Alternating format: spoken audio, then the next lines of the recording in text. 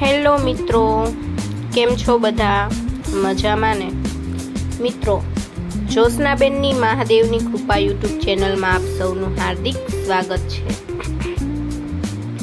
આજે આપણે આવી ચૂક્યા છીએ શિવરાત્રિના મહાપર્વની ઉજવણી કરવા એક ખાસ સ્થળે।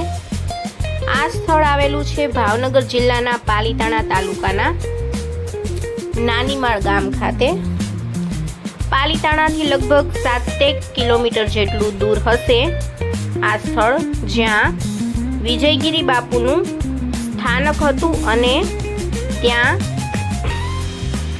ખૂબ સુંદર પ્રકૃતિની વચ્ચે જગ્યા છે અને વિશાળ પ્રાંગણ છે, જ્યાં આજે શિવરાત્રી નિમિત્તે 12 જ્યોતિર્લિંગ ના મંદિરનો પુનરોદ્ધાર કરવામાં આવેલો છે। મિત્રો, આપણે ત્યાં પહોંચી ચૂક્યા છીએ। આ વિશાળ પાર્કિંગ વ્યવસ્થાની સાથે જ આ મેળામાં અવનવી વસ્તુઓનો મેળો લાગેલો આપ જોઈ શકો છો। ત્યારબાદ આપણે મંદિર તરફ પ્રયાણ કરતા સ્ટાર્ટિંગમાં ગણેશજી અને હનુમાનજી દાદાનું સુંદર મંદિર જોવા મળે છે। ત્યારબાદ મિત્રો, આપ માનવ મેદની જોઈ શકો છો। અહીં પ્રસાદ વિતરણ થઈ રહ્યું હતું અને તમામ મંદિર અમે આપને વિડીયોમાં દર્શન કરાવવાના છીએ। ઘેરે બેઠા જ તમે 12 જ્યોતિર્લિંગના દર્શન આજે કરી લેવાના છો। મિત્રો, સુંદર કુંડની વ્યવસ્થા કરવામાં આવેલી છે, જ્યાં લોકો જળાભિષેક કરીને ધન્યતા અને પવિત્રતાનો અનુભવ કરે છે, આપ જોઈ શકો છો।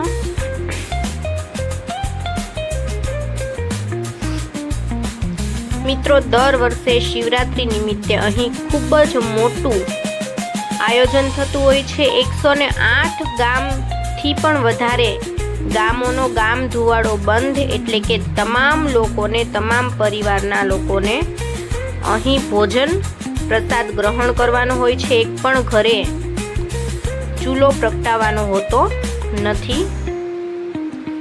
આપણે તમામ જ્યોતિર્લિંગના દર્શન કરી રહ્યા છીએ। મલ્લિકાર્જુન જ્યોતિર્લિંગ, સોમનાથ મહાદેવ જ્યોતિર્લિંગ,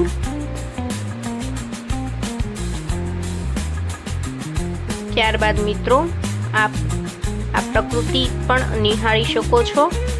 એકદમ ડુંગરાઓની વચ્ચે પ્રકૃતિની ગોદમાં આ સુંદર વિશાળ પ્રાંગણ ધરાવતું સ્થળ આવેલું છે, જ્યાં 17 જેટલા મંદિરો આવેલા છે, જેમાં 12 જ્યોતિર્લિંગ। નેક્સ્ટ છે વૈદ્યનાથ મહાદેવ જ્યોતિર્લિંગ। ત્યારબાદ મિત્રો ભીમાશંકર મહાદેવજીના દર્શન આપ સૌ કરી લ્યો। રામેશ્વર મિત્રો, એટલી બધી ભીડભાડ હતી કે વિડીયો ઉતારવો ખૂબ મુશ્કેલ બની રહ્યો હતો। નાગેશ્વર, પરંતુ આપ સૌને તમામ જ્યોતિર્લિંગના દર્શન થાય અને આ સુંદર રમણીય સ્થળ વિશેની માહિતી મળે, એટલા માટે અમે પૂરતો પ્રયત્ન કર્યો છે। હજી સુધી તમે ચેનલમાં નવા હોય તો ચેનલને સબસ્ક્રાઈબ કરી બાજુમાં આપેલા બેલ આઇકનને ચોક્કસથી દબાવી દેજો। મિત્રો, શિવરાત્રી દરમિયાન વિશાળ જનમેદનીની વચ્ચે ખૂબ સુંદર સાંસ્કૃતિક કાર્યક્રમનું પણ આયોજન થતું હોય છે। હોમ હવન યજ્ઞનું પણ આયોજન થતું હોય છે અને ખૂબ જ પવિત્ર જગ્યા છે, જ્યાં જઈને ખરેખર અદ્ભુત પરમ શાંતિનો અનુભવ થાય છે। ત્રંબકેશ્વર મહાદેવ મિત્રો, આ વિડીયોમાં તમને 12 જ્યોતિર્લિંગના દર્શન થઈ જવાના છે। આ પ્રમાણે મિત્રો હારમાળામાં એક સાથે 4 મંદિર બનાવેલા છે, જેનો જીર્ણોદ્ધાર કરવામાં આવેલો છે। સાંસ્કૃતિક કાર્યક્રમમાં મિત્રો નાની બાળાઓ બંને હાથે તલવાર સમણી રહી છે, આપ સૌ જોઈ શકો છો। અને આ સાંસ્કૃતિક કાર્યક્રમ માણવાનો લાહવો ખરેખર ખૂબ અદ્ભુત હોય છે। જો તમારી પાસે પણ ટાઈમ હોય તો તમે લોકો પણ ચોક્કસથી આ સ્થળે રૂબરૂ પધારજો। ધર્મનું જ્ઞાન આપો, દરરોજ મંદિરે જાઓ। આજના પ્રસંગે તમે બધા આવ્યા છો, 2 દિવસ પછી ધીરે ધીરે ખાલી થતું જશે। ચર્ચ ગામનું મંદિર હોય ત્યાં જાઓ, દીકરા દીકરીઓ લઈ જાઓ. ઘરની અંદર અઠવાડિયાની અંદર અથવા તો દરરોજ 1 કલાક દરેક ભાઈઓ બહેનો મોબાઈલ મૂકી અને સાથે બેસી સત્સંગ. એ તો શું આજે પછી દાદીમાં આમ બેઠા હોય, છોકરાની આમ બેઠી હોય, છોકરો આમ બેઠો હોય, છોકરા છોકરી એક જ બેઠા હોય, દાદીમાં જોતા હોય મોબાઈલ ના હિસાબે. સત્સંગો ગયા, સત્કારણની કથાઓ થતી, કેવી મજા આવતી. ઘરના પરિવારમાં એક મોભી હોય, એ ઘરનું સંચાલન બધું કરતો હોય. આજે બધા વિમુક્ત થતા ગયા, સ્વતંત્ર જીવનથી લગ્ન થાય તેનું સંસ્કારોની ખામી છે. આ દેશનો 32 વર્ષનો યુવાન વિવેકાનંદ, વિચારો તમે, એને આ દેશ પર ડંકો વગાડી દીધો. એને કોઈએ પૂછ્યું કે ભગવાન કેમ મળે, ત્યારે એને કીધું આત્માની અંદર ભગવાનનું જાગૃત થાય ત્યારે મને આવશું કે હા બોલો ને. તો કે મારે તમારી સાથે લગ્ન કરવા છે. તો કે કેમ? તો કે તમારી જેવો યુવાન અને એની સાથે લગ્ન કરું તો એ પુત્ર સંતાન કેવું જન્મે. ત્યારે આ દેશનો યુવાન વિવેકાનંદ એમ કે તું જ મારી માતા બની જા ને. વિચારું થાય આ કેવા સંસ્કારો, આ સાધુ સંતોમાં સાહેબ કેવા સંસ્કારો. ધર્મના પુસ્તકો જ્યારે બધા એ વિદ્યાલયની અંદર ભેગા થયા ત્યારે ધર્મનો પ્રત આપણો નીચે હતો. ત્યારે બીજા લોકો એમ કે આ તમારો ધર્મ તો હાવ નીચે ગયો છે. વિવેકાનંદજી ત્યારે